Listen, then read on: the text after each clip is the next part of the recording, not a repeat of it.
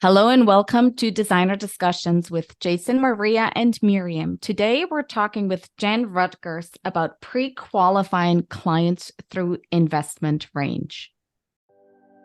Welcome to the Designer Discussions podcast with Jason, Maria, and Miriam. Tune in each week where we talk about marketing, PR, and business advice for design professionals. So we are super excited to announce that the Marketing Studio is open. We are providing simple and easy to use resources to help keep your marketing, PR, and client communication the best that it can be. Hey, Jan, would you mind starting off by telling us a little bit about your expertise and what we're going to be talking about today? Yeah, great.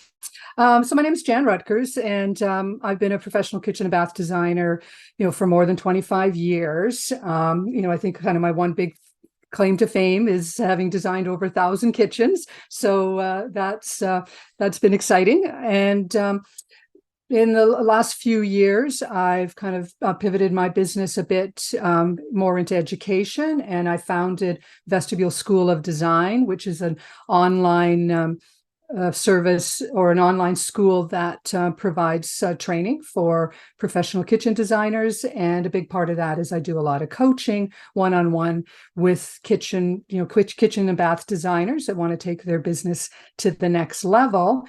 And of course, once you kind of get into this consulting role, other opportunities come about. And I've been working with a developer for the last year, working on a platform that we're going to be talking about today that is really going to, be a disruptor in the industry and change how all of us as kitchen designers are going to approach our projects. So that's what we're going to talk about today.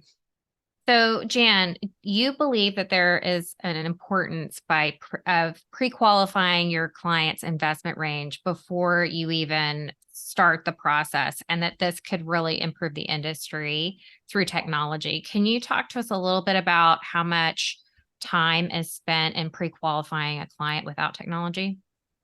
Absolutely. So having said that, I've been in the industry for 25 years plus, I've seen a lot of different ways of how we've approached working with our clients. And traditionally, and we do have stats on this, traditionally a kitchen designer will spend anywhere from 10 to 40 hours with a client before they're really committed to the project, the client being committed to the designer for the project. And the traditional way of what has happened is that a consumer will visit a kitchen and bath showroom, and they wanting to do a kitchen project. Someone from the design staff will run out and measure it. They'll come back. They'll put together some different concepts. They'll have meetings. They'll go over concepts. They'll put pricing together. They'll do revisions, and it's back and forth. It becomes this back and forth game that that really can take hours and hours. And as I said, we have statistics that show that on average, that's 10 to 40 hours can be spent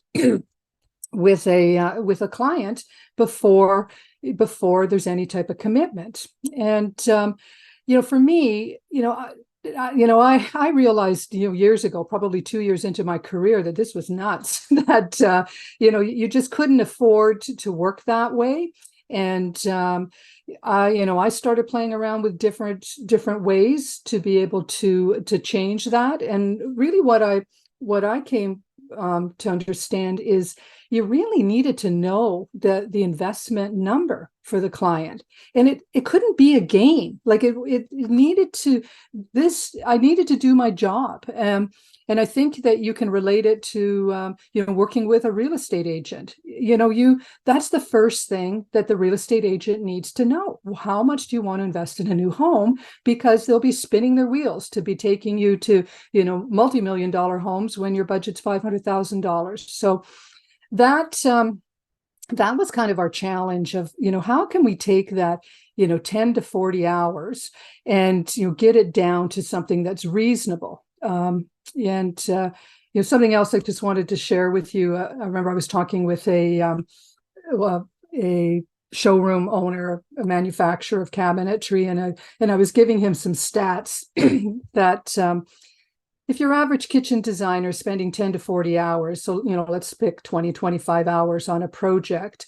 Another almost disturbing statistic is that the closing ratio of an average kitchen designer in North America is only about 33%. So I'm saying to him, if you've got a designer that's got 10 jobs on their desk, the likelihood or the average signing is going to be 3 out of that 10. So I had him take the 7 jobs that his designer was going to work on and was not going to sign.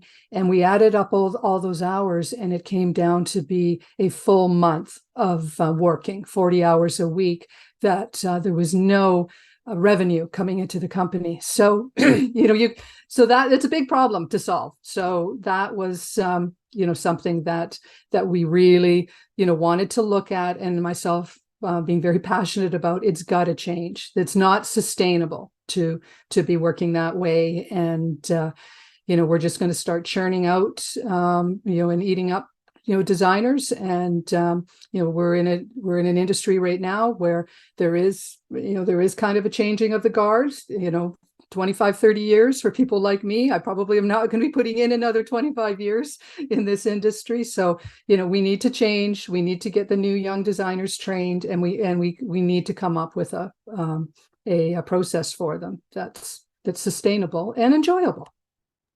So, Jan, what are some of the ways that we've been ballpark estimating things in the past? Yeah, so that's been an interesting one. That a lot of people have tried to tackle this over the years, and one that was quite popular, and it was something that I heard a lot in my career, is to take the value of the consumer's home and then apply a percentage to that value to come up with how much they should be investing in their kitchen. And I remember early on, we even used to break that down. Oh, if it's just a builder flip type of house, maybe you invest 5%. If it was a basic, kitchen renovation, maybe 10%. And if it was going to be more of a custom renovation, 20, 25%. But that doesn't make sense anymore. It's been really interesting. Even working with the three of you, we're at all the, 3 different points in North America. I'm up in the Pacific Northwest, got you guys down in the South, got Mirjam up in the Northeast, and housing pricing is all over the board. Up here in Vancouver, the average price of a single family home starts at $2 million. Well, somebody purchasing a $2 million home, isn't, the applying a percentage to that doesn't make sense, compared if somebody, is in, a southern, area, rural area where the house may only have a value of $250,000. So that was something that we used for many, many years, but it just doesn't make sense anymore. Because of the varying pricing of homes across North America. Something else that was used quite a bit is, well, if you could get a number from your client. So say, excuse me, you say your client would give you a budget, $100,000. Then there was apps out there that would allow or would provide percentages to that budget. So say they would say that, cabinetry 35% and appliances 12% and flooring, 8%. But we all know that the chaos of choice out there has skewed that when I got into the industry, I think that number was 48% for cabinetry and 12% for appliances. Well, you could flip that now. I have a lot of clients that will invest heavily in appliances and maybe downgrade their cabinetry. So all of those percentages, just went out the window, because people need to make their decision on what's important to them. And now more than ever, there is this massive chaos of choice out there. So the consumer and the designer need to make decisions that are best for the client. And these old ways of doing it, a percentage of the home, or trying to break down the budget by set percentages, just doesn't work. So Jan, can you tell us a little bit about the importance of getting these investment ranges and how that impacts the design process? Definitely. So for me, and I still do have a small client base and still do some retail projects. And I will not start the project without an investment range. And the why that's so important is that I want to help out my client and I want to do the best that I can for them. So if I don't know where they're comfortable or what they want to invest in their project, I'm spinning my wheels. And it can go both ways. So most of us are going to think, well, we're going to end up designing the project too high. And that happens quite a bit, that without an investment range, the designer can go off and just start specifying products and putting things in and bringing it to the customer at the end. And the price is way beyond their investment that they're willing to pay for it. And in a lot of cases, some clients will just say, no, I'm not going to do it at all, thinking that they have no options. But it can also be the reverse. And I was probably lucky enough early in my career where we're talking more than 20 years ago, a client coming to my showroom and literally saying to me, Jan, I've got $100,000 to spend on my kitchen renovation. And back then we were doing full kitchen renovations for $25,000. So this was a big budget. And it kind of taught me that I need to know that investment figure, because if I would have designed Gary, a $25,000 kitchen renovation that everybody else was doing, I would have also lost that job and lost a lot of opportunity. So the why it's so important is that the consumer needs to have a comfort zone. Maybe they're going out for financing, they need to have that, they don't want any surprises. So, it's important to nail down that investment range. And for the designer, it gives them direction. Again, I would never start a project without knowing the budget, because it's my job to educate the client and guide them through the process, and not respecting their budget or their investment range. I'm not being a professional. So to me, that's why it's so important, and why we've got to cut that time period down from 10 to 40 hours down to a couple of hours. I think that's really our goal. So now in today's age, there is some technology that can help, right? To help with these estimating and finding out what numbers are more realistic for both people involved. So can you tell us a little bit about how that can start being structured and be used? As I'd mentioned, in the intro, I've been working, with a developer on an app that combines technology into this whole process.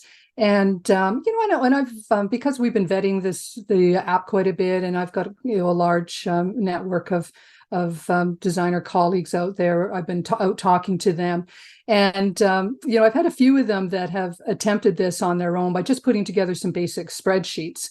And the spreadsheets that they were putting together and what we've developed with this app, which is called DesignApply, is something that we call comparative budgeting. And the industry, if you're in sales, have taken any type of sales courses, you're probably very familiar with comparative budgeting. It's where you look at product categories, literally in a good, better, best scenario. And again, I don't like those words, good, better, best, because I prefer to, look at kind of a price level 1, price level 2, price level 3. But it's a way of introducing to a client a product category that would be part of their project, and helping them make a decision on, what price and value proposition are they comfortable with in that category. So, it kind of sounds complicated, but it really isn't. And, I can give you a real basic example that most kitchens are going to entail having a kitchen sink. And, it's a decision that consumers need to make, and the designers need to guide their consumers through making the decision on a kitchen sink. So even if we break it down to a stainless steel sink, okay, client says, yeah, I'd like a stainless steel sink. Well, as professionals, we know that there's lots of different options when it comes to a stainless steel sink.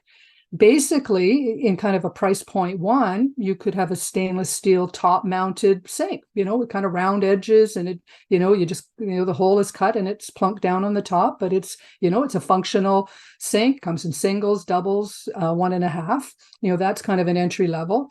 But then you can step up to the next level of stainless steel sink. That would be an undermount sink, maybe a deeper bowl, squarer lines, a little bit more fashion forward. But that first sink, you could probably, purchase one for a couple $100, at a big box store or a local wholesaler. You now go into the undermounts, maybe they're in that $500 to $800 range, but there has been a new category of stainless steel sinks offered into the market. I call them the water appliance. And, these sinks, they come with accessories and different levels and, all kinds of different shapes and sizes. They can run $1,000 a foot. So, now, okay, your client wants a stainless steel sink. Well, if your client has no idea that there's that much of a range, you can go from 300 to 3,000 for a stainless steel sink. That's where the importance of the investment range comes into play. So we need to determine, where their comfort zone is for their investment.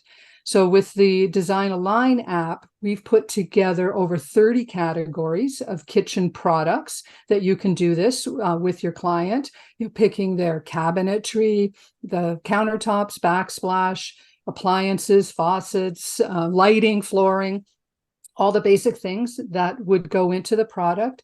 And, you're helping them build their investment range. And there's no design happening at this point. The designer needs to remember we're trying to narrow in on the investment range. And, again, countertops is a good example. Are the clients going to put in laminate, post-form laminate countertops, a basic quartz, or, are they going to put in an exotic, granite or quartzite?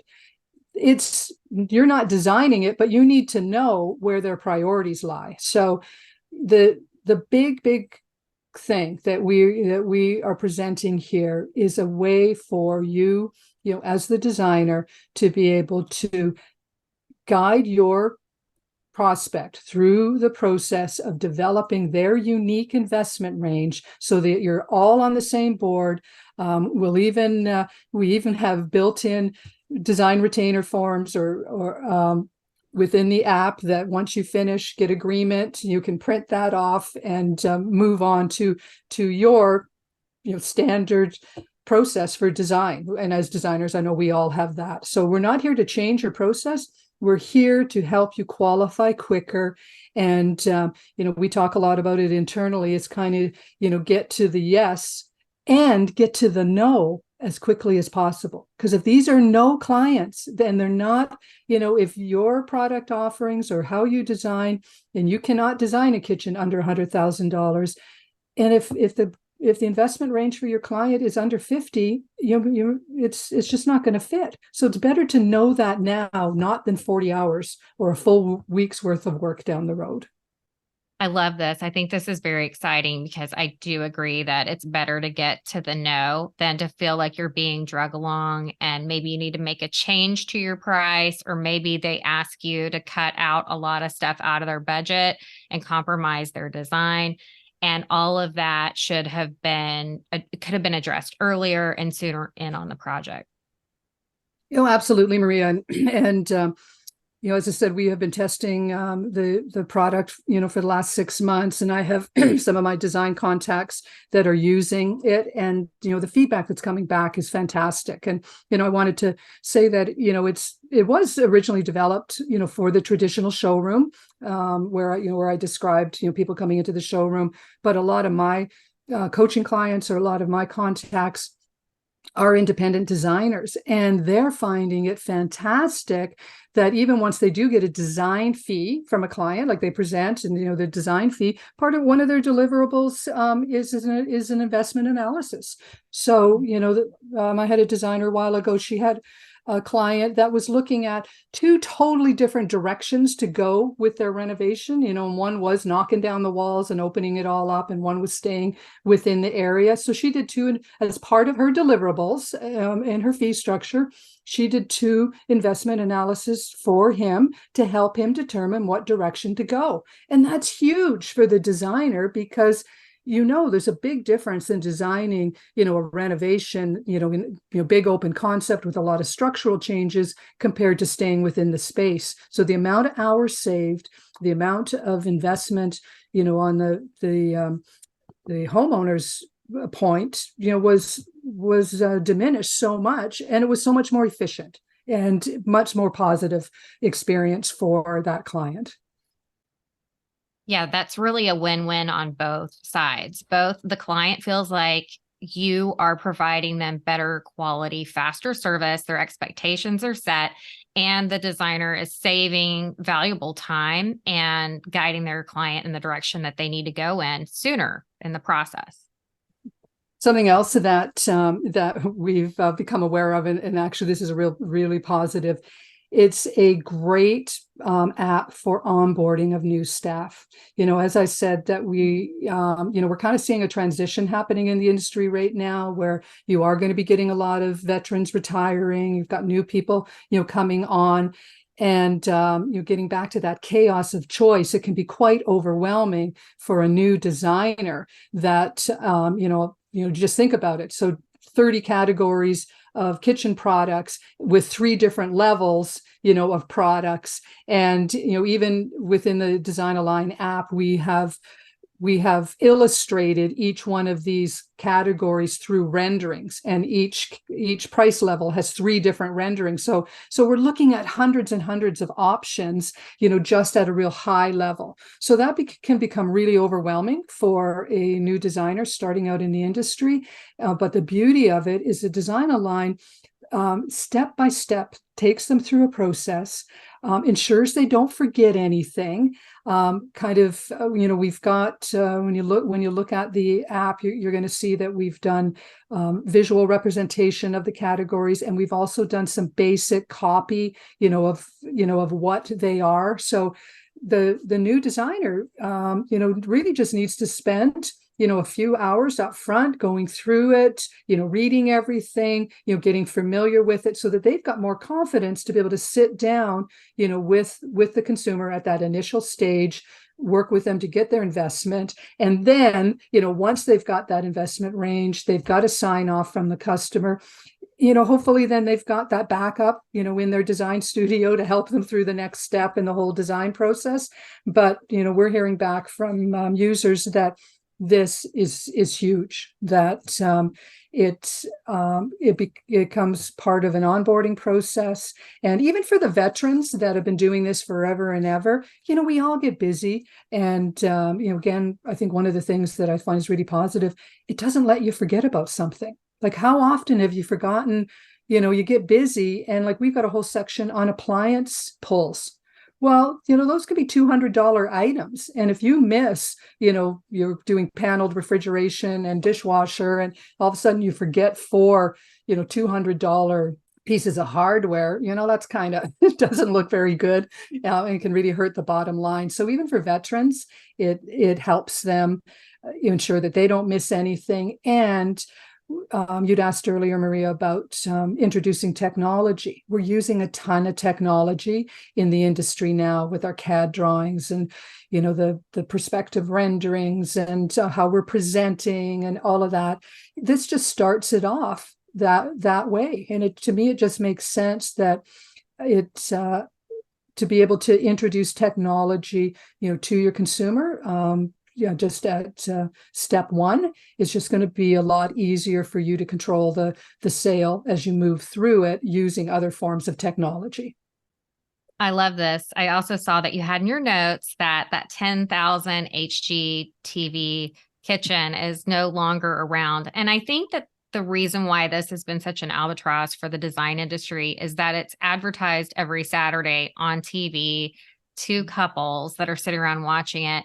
And then they do come into a showroom and they start asking questions, and they don't want to seem like they're completely unaware of what a price would be. And I do think that they probably have to get pretty far into the weeds with a salesperson to understand how much something like that would really cost them. And I think as an industry, the sooner we learn to use technology to help make some of these things happen faster for the consumer, the better. I especially find that living in a technology city like I do, most of my clients do ask, is there a program or something that can help you make this happen faster? And so I do think that the users are expecting this of us, and that we are just kind of slow on the draw of getting these types of tools integrated into our businesses. Well, exactly. And, today, we don't have time to go into it, but, I do a lot of research on demographics and buying patterns of consumers. And, definitely throughout my career, baby boomers ruled. Well, that's not the case anymore. You've got the millennials, you've got the other cohorts, and, they've grown up. Like, I think about my son. And he couldn't even imagine not having technology. As a millennial, that's how how they're going to function. So it just makes sense, for you to use it to start the whole process. And as an educational tool, I think that's going to be where it's really going to shine. That it really helps you educate your client. Helps you show them how you can tame that chaos of choice, by taking them step by step. And the other thing too is that you're really building trust, and you're not playing a game. You're not hiding things. That the numbers that we've put, or the pricing that we've put to Design Align, has been vetted across North America. So these are North American average pricing. If you get the app, you've got the ability to change it and tweak it to your marketplace. But these average pricing, you haven't made them up.